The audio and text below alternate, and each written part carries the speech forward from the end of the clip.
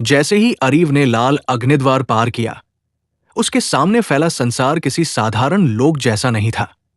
हवा भारी थी, उसमें धातु की गंध थी, और हर सांस भीतर उतरते ही रक्तनाड़ियों में गर्मी की लकीर छोड़ देती थी। जैसे ये स्थान साधक के शरीर नहीं, आत्मा की परीक्षा लेता हो। आकाश लाल था, पर वो स्थिर नहीं था। हर क्षण उसमें धड़कनें उठती थी, मानो ये स्थान स्वयं एक जीवित सत्ता हो। जमीन उसके पैरों के नीचे कठोर और गर्म थी, लेकिन जैसे जैसे वो आगे बढ़ता गया, मिट्टी में हल्की कंपकंपी होती रही, जैसे कोई विशाल।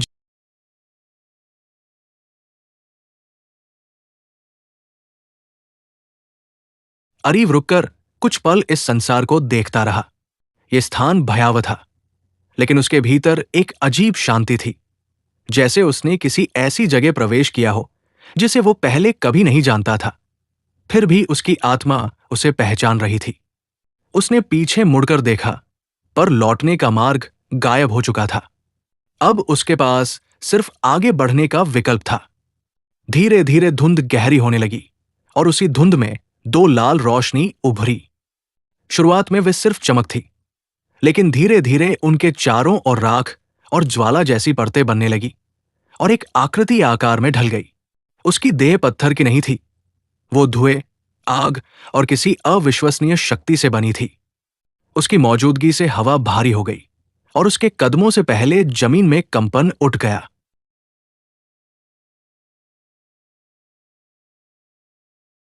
उसने कहा, पहला कदम, पहला रक्त, पहला सत्य, रुधिर पथ में स्वागत है, धारक। उसकी आवाज गूंज नहीं थी, वो जैसे अरीव की हड्डियों के भीतर उतर रही थी। अरीव चुप रहा, लेकिन उसकी हथेलियों पर लाल धुंध अपने आप उभर आई, जैसे ये भूमि उसके रक्त को पहचान रही हो और उसे पुकार रही हो। प्राणी उसके करीब आया और बोला, यहां प्रश्न ये नहीं कि तेरे पास शक्ति है या नहीं, यहां प्रश्न ये है, तू शक्ति क्यों चाहता है? उसके शब्द हवा में स्थिर हो गए। अरीव ने धीमी सांस ली। उसकी नाड़ियों में एक गर्मी दौड़ गई, और उसके भीतर जाग चुकी शक्ति ने उसके विचारों को स्थिर कर दिया। उसी क्षण जमीन उसके पैरों के नीचे फटी, और वहां से लाल रोशनी बाहर आई, जिसमें प्राचीन लिपियां घूम रही थी। वो लिपियां सिर्फ लिखी हुई नहीं थी, वे जीवित थी, अरीव की धड़कन और उसकी उपस्थिति को पढ़ रही थी। जैसे ही वो उस वृत्त के भीतर आया, हवा थम गई, और आसमान की धड़कन उसकी धड़कन से मिल गई। अरीव ने धीमे लेकिन स्पष्ट स्वर में कहा, मैं यहां शक्ति लेने नहीं आया, मैं यहां ये जानने आया हूं कि मैं वास्तव में क्या हूं। उसकी आवाज में कोई लड़ाई नहीं थी, उसमें सत्य था। प्राणी कुछ पल चुप रहा, फिर उसकी हंसी इस लोक में फैल गई, लेकिन वो हंसी ऐसी थी जैसे किसी पर्वत की दरारों से आग फूट रही हो। उसने कहा, यहां हर साधक पहले मरता है, धारक। जो फिर लौटता है वही सच्चा होता है। अब पहला रख दो। उसी क्षण अरीव की मुट्ठी बिना उसकी इच्छा के कस गई। उसकी त्वचा के नीचे लाल चमक उभर आई, और वो चमक धड़कन की तरह बढ़ती गई। उसके भीतर अब उसकी अपनी धड़कन नहीं थी, दो धड़कनें थी, एक उसकी, दूसरी इस लोक की। उसकी आंखों में उभरता प्रकाश अब सिर्फ चमक नहीं था, वो जागरण था। हवा अचानक भारी हो गई, और जमीन के नीचे से फिर वही ढोल जैसी गूंज उठी, इस बार पहले से तेज। लाल वृत्त चमकने लगा, और उसकी लपटें ऊपर उठकर हवा में मिल गई। अरीव ने अपनी सांस स्थिर की। उसके भीतर भय नहीं था, सिर्फ एक अडिग संकल्प था कि चाहे ये राह उसे कहीं भी ले जाए, वो रुकने वाला नहीं। इस क्षण में वो सिर्फ अरीव नहीं था, वो एक खोज, एक उत्तर और एक वचन था। पहली परीक्षा शुरू हो चुकी थी। अरीव स्थिर खड़ा था, लेकिन उसके भीतर सब कुछ बदल रहा था। उसकी नसों में दौड़ता रक्त अब साधारण रक्त नहीं था, उसमें उस लोक की लय उतर रही थी। वही लय जो हवा को भारी कर देती, जमीन को धड़काती और इस स्थान को जिंदा रखती थी। उसकी सांसों में अभी भी लोहे जैसी कड़वी गर्माहट थी, पर अब उसे अजीब रूप से परिचित लगने लगी थी। जैसे एक युद्ध जिसने अभी शुरू नहीं हुआ, पर सदियों से उसकी आत्मा में चल रहा था। सामने खड़ा वो अग्नि प्राणी अब और स्पष्ट दिखाई दे रहा था। उसकी देह में कोई स्थिर आकार नहीं था। कभी वो मनुष्य जैसा लगता, कभी दानव, कभी राख और कभी आग। पर उसकी आंखें वही थी, दो अंगारे जो सब कुछ पढ़ लेती थी।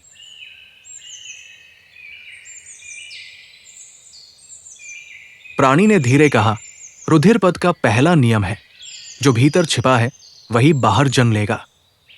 उसके शब्दों के साथ हवा घूमी और अरीफ के चारों ओर धुंध उठने लगी, धीमी पर भारी, जैसे वो किसी स्मृति की परत हो। अरीफ को लगा जैसे उसके शरीर का भार कम हो रहा है और उसकी चेतना किसी दूसरी दिशा में खिंच रही है। वो हिला नहीं, लेकिन उसके आसपास का संसार बदलने लगा। जमीन, आकाश, हवा सब धुंधली होकर किसी और दृश्य में ढल गए। अब वो एक खुली घाटी में खड़ा था। उसके सामने एक आकृति उभर रही थी। पहले वो सिर्फ साया थी, फिर धीरे धीरे उसका आकार स्पष्ट होने लगा, और जैसे ही आकृति पूर्ण बनी, अरीफ की सांस रुक गई। वो उसी का प्रतिबिंब था, वही चेहरा, वही आंखें, वही रवैया, पर उसके भीतर कोई भावना नहीं थी, न भय, न विश्वास, न दया। वो एक खाली, निर्मम संस्करण था, जैसे उसके भीतर के हर अंधेरे विचार, हर छिपे क्रोध और हर अपूर्ण वचन ने मिलकर नया शरीर धारण कर लिया हो। प्रतिबिंब ने बिना किसी भाव के कहा, शक्ति चाहते हो, पर अभी भी सवाल पूछते हो। रास्ते पर चले हो, पर कदम अब भी हल्के हैं। तुम अभी तैयार नहीं। उसकी आवाज अरीफ की आवाज थी, पर उसमें आत्मा नहीं थी, सिर्फ निर्णय। अरीफ आगे बढ़ा और कहा, मैं यहां खुद को साबित करने नहीं आया, मैं सच्चाई जानने आया हूं। प्रतिबिंब हंसा, धीमी, तिरस्कार से भरी हंसी। सच्चाई? सच्चाई वचन नहीं, घावों से लिखी जाती है। अगर तुझे जानना है कि तू कौन है, तो पहले ये देख, तुझ में क्या बचा है और क्या खो चुका है।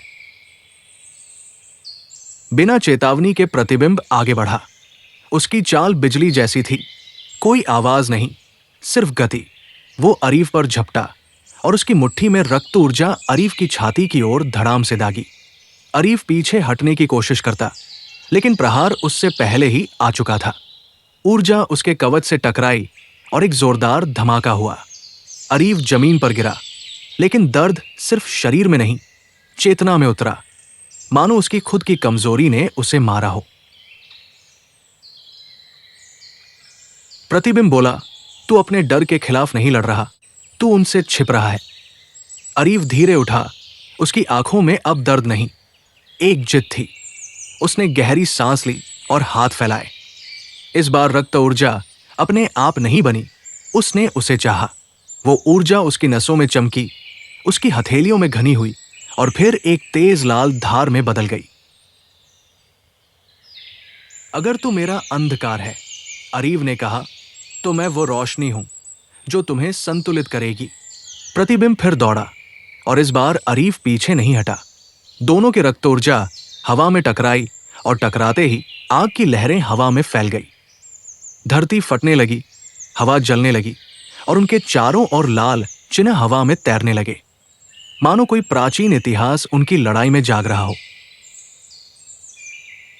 कई वारों के बाद दोनों फिर आमने सामने खड़े थे, सांसें भारी पर आंखों में निर्णय। प्रतिबिंब धीरे बोला, ये सिर्फ लड़ाई नहीं, ये स्वीकार्यता है।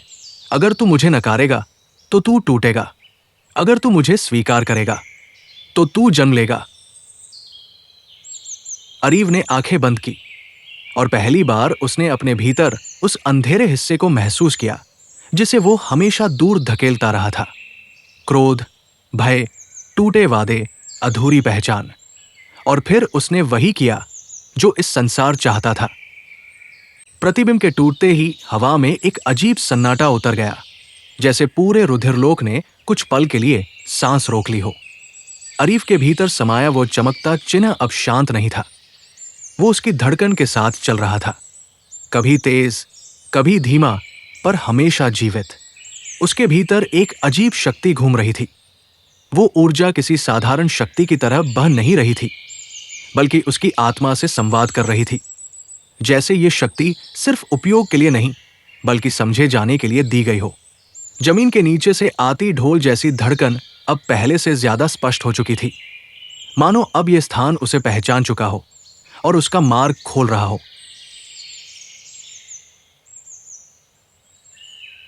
वो स्थिर खड़ा था, लेकिन उसके चारों ओर की दुनिया बदल रही थी। लाल धुंध धीरे धीरे खिंचकर किसी विशाल वृत्त में बदलने लगी। उस वृत्त की सतह पर प्राचीन प्रतीक उभर आए, तेज, चमकदार, और उनमें से हर एक ऐसा लग रहा था जैसे वो किसी साधक की कहानी हो जिसने रुधिर पथ को पार किया हो। हर प्रतीक में ऊर्जा थी, और वो ऊर्जा अरीव के भीतर मौजूद शक्ति से जवाब मांग रही थी। अरीव ने हाथ बढ़ाया, और जैसे ही उसकी उंगलियां वृत्त की ओर बढ़ी, जमीन में एक तेज कंपन दौड़ा और उसके सामने लाल आग से बना एक मार्ग उभर आया, सीधा, लंबा और अज्ञात की ओर जाता हुआ।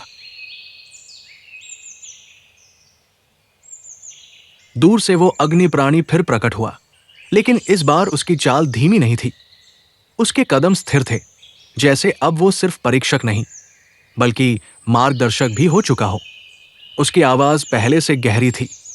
तुमने अपने भीतर के अंधकार को स्वीकार किया, इसलिए रुधिर पथ तुम्हें अगले चरण में प्रवेश देता है। लेकिन याद रखो, यह पहला जीत नहीं, पहला समझौता था। अगले चरण में तेरी शक्ति नहीं, तेरी इच्छा की परीक्षा होगी, क्योंकि इच्छाएं मनुष्य को बनाती भी है और नष्ट भी। अरीव की आंखों में संदेह नहीं था, पर प्रश्न था। और अगर इच्छा ही स्पष्ट न हो? वो बोला। प्राणी कुछ क्षण चुप रहा, फिर बोला, तब रुधिरलोक खुद तेरे लिए इच्छा चुनेगा, और वो इच्छा हमेशा कीमत मांगती है। उसके शब्द हवा में नहीं, अरीव की चेतना में दर्ज हो गए। मार्ग अचानक चमकने लगा, और उस चमक में अगणित आवाजें गूंजने लगी। वे फुसफुसाहट नहीं थी, वे पुकारे थी, कहीं दर्द से भरी, कहीं क्रोध से, कहीं किसी भूली हुई प्रतिज्ञा की तरह। अरीव ने एक कदम आगे बढ़ाया, और उसी क्षण उसे महसूस हुआ कि ये मार्ग सिर्फ जमीन नहीं, यादों, भावनाओं और छिपे हुए सत्य से बना है। जैसे जैसे वो आगे बढ़ता गया, उसके चारों ओर दृश्य बदलते गए। कभी वो अपने अतीत के सामने खड़ा होता, कभी किसी भविष्य की छवि सामने आ जाती जिसमें वह किसी युद्ध के केंद्र में था। फिर एक दृश्य स्थिर हो गया, एक महल टूटता हुआ, और उसके बीच जमीन पर गिरा एक व्यक्ति। और वही आवाज जो पहले सिर्फ उसकी चेतना में थी, अब जमीन से उठकर उसके सामने खड़ी थी। रक्त चुन लिया गया है, पर क्या तू उस रक्त का अर्थ जानता है? यह आवाज किसी इंसान की नहीं थी, यह विरासत की थी। अरीव आगे बढ़ा, और जैसे ही उसके कदम ने अगली पट्टी को छुआ, जमीन में उभरते प्रतीकों ने रूप बदला, और उनमें से एक आकृति बनी। इस बार न प्रतिबिंब, न पशु, बल्कि एक मानव आकृति, शांत, पर इतनी शक्तिशाली कि हवा झुक गई। प्राणी बोला, यह है दूसरा संरक्षक, इच्छा जागृत। यह तेरी शक्ति से नहीं हारता, यह सिर्फ तेरी सच्चाई से झुकता है। अगर तू झूठ बोलेगा तो यह तुझे निगल जाएगा, अगर तू डरेगा तो यह तुझे तोड़ देगा, और अगर तू बिना समझ के आगे बढ़ा तो यह तेरे रक्त को तुझसे छीन लेगा। आकृति ने अपनी आंखें खोली। उनमें आग नहीं थी, बल्कि ऐसी शांति थी जो किसी निश्चय से जन्मी हो। उसने एक ही वाक्य बोला, तू आगे क्यों बढ़ रहा है? सवाल सरल था, लेकिन उसका भार साधारण नहीं। अरीव के अंदर एक पल के लिए सब शांत हो गया, जैसे दुनिया का हर शोर रुक गया हो। उसने धीरे उत्तर दिया, क्योंकि मैं भाग्य लिखना नहीं चाहता, मैं उसे समझना चाहता हूं। वो आकृति कुछ क्षण तक उसे देखती रही, फिर उसके चारों ओर की आग हिलने लगी, और रुधिर पथ की जमीन ने एक बार फिर धड़कना शुरू किया। परीक्षा अब और गहरी हो चुकी थी। भाग 4, विस्तारित अंतिम संस्करण 3900। जैसे जैसे अरीव उस लाल पत्थरों वाले मार्ग पर आगे बढ़ता गया, हवा का रंग बदलता गया। पहले हल्का लाल, फिर गाढ़ा, और अंत में इतना भारी कि मानो हवा ही रक्त बनकर बह रही हो। उसके कदमों के नीचे की जमीन अब ठंडी नहीं रही, वो गर्म थी, किसी सोते हुए ज्वालामुखी की सतह जैसी, जिसमें भीतर की शक्ति लगातार धड़क रही थी। आगे फैला मार्ग किसी साधारण साधक के लिए सिर्फ एक रास्ता नहीं था, बल्कि चेतावनी था। जो इस राह पर चलता है वो कभी पहले जैसा नहीं लौटता। अरीफ के चारों ओर घूमती लाल ऊर्जा अब पहले जैसी अनियंत्रित नहीं थी। वो उसके कदमों के साथ बह रही थी, जैसे उसने उसे अपना मान लिया हो। उसके भीतर जागती तीसरी शक्ति अब सिर्फ आग नहीं थी, वो पहचान थी। दूरी पर खड़ी सुवीरा हर परिवर्तन को गौर से देख रही थी। पहले उसके चेहरे पर जिज्ञासा थी, फिर आश्चर्य, और अब उसकी आंखों में एक हल्की सी चिंता थी, क्योंकि उसके सामने हो रहा बदलाव किसी भी साधारण साधना का हिस्सा नहीं था। कुछ दूर चलते ही मार्ग अचानक एक विशाल अखाड़े में बदल गया। इतिहास जितना पुराना, उतना ही जीवित। पत्थरों पर उकेरी गई लाल लिपियां हल्की चमक रही थी, और ऐसा लगता था जैसे उनमें किसी प्राचीन कथा की सांसें कैद हों। जैसे ही अरीव उस अखाड़े में दाखिल हुआ, गहरे स्वर वाली घंटी गूंजी, इतनी भारी कि हवा तक कांप उठी। मैदान में मौजूद ऊर्जा अचानक तनी हुई तलवार की तरह स्थिर हो गई। धीरे धीरे अखाड़े के मध्य लाल लपटें उठने लगी, और उनमें से एक आकृति आकार लेने लगी। पहले धुंधली, फिर तराशे पत्थर जैसी, और अंत में किसी योद्धा की भांति पूर्ण। उसकी नसों में बहती अग्निधारें स्पष्ट दिखाई दे रही थी। उसकी आंखें खाली थी, पर उस खालीपन में ऐसा भार था कि कोई भी साधारण आत्मा उससे नजर नहीं मिला पाए। उसकी आवाज हवा में नहीं, सीधे आत्मा में गूंजी। रक्त के चुने हुए, पहला प्रश्न शक्ति का नहीं, अस्तित्व का होता है। तुम कौन हो? वही जो पहले थे, या वह जो बदल चुका है? अरीव ने जवाब देने में जल्दी नहीं की। वो भीतर उतरा, अपने अतीत की ओर, उस लड़के की ओर जो साधारण था, कमजोर था, और खुद पर विश्वास नहीं कर पाता था। फिर उसे याद आया, लीरा की आंखें, टारन की हंसी, कायर्स की चेतावनी, और वो क्षण जब शक्ति ने उसे नहीं, बल्कि उसने शक्ति को स्वीकार किया। उसमें अब डर नहीं था, बस समझ थी। उसने आंखें खोली और शांत स्वर में कहा, मैं वही नहीं हूं जो पहले था। मेरा अतीत मेरे कदम रोक नहीं सकता। मेरा मार्ग आगे है, और मैं उसे स्वीकार करता हूं। अचानक अखाड़े की सभी लिपियां जल उठीं, और प्रहरी उसके बिल्कुल सामने आ गया। उसकी भुजा लाल अग्नि में बदल गई। ये अब सिर्फ संवाद नहीं था, ये परीक्षा थी। उसने पहला प्रहार किया, तेज, भारी और पर्वत जैसा वैभव लिए हुए। हवा चीरती हुई ध्वनि निकली, जमीन पर गहरी दरारें उभर आई। लेकिन अरीफ पीछे नहीं हटा। उसकी हथेलियों से उठी लाल धार ने वार को रोका, और जब दोनों शक्तियां टकराईं, स्पार्क्स नहीं, बल्कि एक गहरी गूंज पूरे लोक में फैल गई। सुवीरा ने अनजाने में सांस रोक ली। उसने ऐसा दृश्य पहले कभी नहीं देखा था। युवती दूर से बोली, आवाज धीमी पर सच जैसी, ये युद्ध नहीं, ये स्वीकृति की रस्म है। अरीव ने दूसरा कदम आगे बढ़ाया। अब वो साधक नहीं, धारक की तरह चल रहा था। उसने प्रहार किया, धीमा पर इतना गहरा कि प्रहरी की पत्थरीली देह पर पहली दरार पड़ी। प्रहरी पीछे हट गया, और उसकी खाली आंखों में पहली बार सम्मान की चमक उभरी। उसने अंतिम शब्द कहा, अब तुम दावेदार नहीं, धारक बन चुके हो। अगले ही क्षण उसका शरीर अग्नि में बदल गया, और राख की तरह हवा में बिखर गया। पर उसकी जगह एक जीवित लाल निशान, रोशनी जैसा, हवा में तैरता रह गया। अरीव धीरे धीरे उसकी ओर बढ़ा, और जैसे ही उसने उस प्रतीक को छुआ, पूरा लोक हल्का कांप उठा। भाग 4 समाप्त। भाग 5। जैसे ही वो जीवित लाल निशान अरीव की हथेली में समाया, एक तेज कंपन उसके पूरे अस्तित्व में फैल गया। हवा अचानक भारी हो गई, मानो पूरा लोक उसकी धड़कन सुन रहा हो। उसकी नसों में बहती शक्ति अब पहले जैसी उग्र नहीं थी। वो स्थिर थी, शांत थी, लेकिन भीतर कहीं ऐसी आग लिए हुए थी जो कभी बुझने वाली नहीं थी। उसकी सांसें गहरी हो गई और उसके कदमों में एक नई दृढ़ता उतर आई थी, जैसे अब उसका शरीर नहीं बल्कि उसकी आत्मा चल रही हो। सुवीरा कुछ दूरी पर खड़ी रही।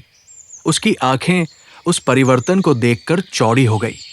अभी तक वो अरीव को एक उभरते हुए साधक की तरह देख रही थी, लेकिन अब उसके सामने खड़ा व्यक्ति साधारण नहीं था। उसकी उपस्थिति में एक ऐसा वजन था जिसे शब्दों में नहीं मापा जा सकता। हवा उसके चारों ओर घूम रही थी, लेकिन उसके भीतर नहीं। अब हवा उसके आसपास रहना चुन रही थी। छायापथ की युवती धीरे धीरे आगे आई। उसकी चाल अब पहले से अलग थी, ना हल्की, ना खेल जैसी, बल्कि सम्मान से भरी हुई। उसने धीरे से कहा, "यह चिन्ह सिर्फ शक्ति नहीं देता, ये दिशा देता है। अब रुधिरपथ तुम्हें एक साधक की तरह नहीं, बल्कि अपने उत्तराधिकारी की तरह देखेगा।" अरीव ने उसकी ओर देखा और पहली बार उसकी आंखों में सवाल नहीं, समझ थी। तो ये सिर्फ शुरुआत थी। युवती हल्का सा मुस्कुराई। वो मुस्कान कोई खुश होने की नहीं थी, बल्कि उस व्यक्ति की थी जिसने पहले ये मार्ग तय किया हो और जानता हो कि आगे क्या आने वाला है। हाँ, ये सिर्फ पहला द्वार था। अब असली रास्ता शुरू होगा। वो रास्ता जहां शक्ति की कीमत केवल कौशल नहीं, स्वयं अस्तित्व होता है। अचानक अखाड़े की जमीन फिर से जलने लगी। लाल रेखाएं एक दूसरे से जुड़ने लगी और फिर एक विशाल वृत्त बनने लगा। लेकिन यह वृत्त वैसा नहीं था जैसा पहले देखा गया था। इसमें प्रतीक थे, नाम थे, और उनमें से हर चिन्ह किसी अनदेखी शक्ति से चमक रहा था। सुवीरा ने धीमे स्वर में पूछा, "ये क्या है?" युवती ने बिना नजर हटाए कहा, "रुधिरसभा, वो स्थान जहां इस लोक की प्राचीन आत्माएं निर्णय लेती हैं कि कोई साधक आगे बढ़ने योग्य है या नहीं। और आज वे अरीव का निर्णय सुनने के लिए जाग रही है।" जैसे ही उसने ये कहा, वृत्त के चारों ओर हवा गाढ़ी होने लगी और उसमें से धुएं की आकृतियां उभरने लगी। ये आकृतियां लोग नहीं थी, वे स्मृतियां थी, इतिहास थी, उस शक्ति की छाप थी जिसने कभी इस लोक को बनाया था। उनकी आंखें नहीं थी, पर फिर भी ऐसा लगता था कि वे सीधा अरीव के भीतर देख रही थी, जैसे वे उसकी आत्मा के हर हिस्से को पढ़ रही हों। एक आकृति आगे आई। उसकी आवाज भारी थी, प्राचीन थी, और उसमें कोई क्रोध या करुणा नहीं थी, केवल सत्य था। "धारक, तुमने पहला पत्थर स्वीकार किया है, पर दूसरा पत्थर शक्ति नहीं देता, वो आत्मा को खोलता है। ये वो बिंदु है जहां साधक खुद से छिप नहीं सकता।" अरीव ने एक गहरी सांस ली। उसके भीतर कोई डर नहीं था, पर एक अजीब बेचैनी थी, जैसे वो किसी ऐसे रहस्य के पास पहुंच चुका हो जिसके बारे में अब तक उसने केवल महसूस किया था, समझा नहीं। आकृति ने आगे कहा, "अब तुम अपने भीतर उतरोगे। जो तुम देखते होगे वो सत्य होगा, वो अतीत होगा, वो भविष्य होगा। और यदि तुम टूट गए तो शक्ति तुम्हें नहीं, बल्कि तुम्हें बनाने वाली यादें तुम्हें निगल जाएंगी।" सुवीरा ने फुसफुसाकर कहा, "अगर उसे चोट पहुंची तो क्या वो वापस आ पाएगा?" युवती की आवाज शांत थी, पर कठोर भी। खून की राह पर कोई वापसी नहीं होती। या तो वो आगे बढ़कर अपने स्वरूप का पूरा अर्थ बनेगा, या फिर वो इस लोक में एक और खोई हुई आवाज बन जाएगा। हवा में अचानक एक लाल दरार खुली, धीमी, गहरी, और उसमें से धड़कने निकल रही थी, जैसे वह किसी हृदय की दीवार हो। अरीव ने उस दरार की ओर देखा, और इस बार उसने न किसी से अनुमति मांगी, न कोई सवाल किया। उसने बस इतना कहा, "अगर ये रास्ता मेरा है तो मैं इससे भागूंगा नहीं।" और फिर वो उस दरार की ओर बढ़ा, धीमा लेकिन दृढ़। जैसे ही उसका कदम उस सीमा पर पड़ा, सारी आकृतियां एक साथ बोली, "रुधिरपथ अब जागरण स्वीकार करता है। दरार लाल प्रकाश में बदल गई और अरीव उसमें समा गया। भाग 5 समाप्त। अरीव ने एक कदम आगे बढ़ाया और जैसे ही उसका पैर लाल भूमि को छूता, पूरी धरती में एक धीमी गूंज उठी, मानो कोई प्राचीन ढोल सदियों बाद जागा हो।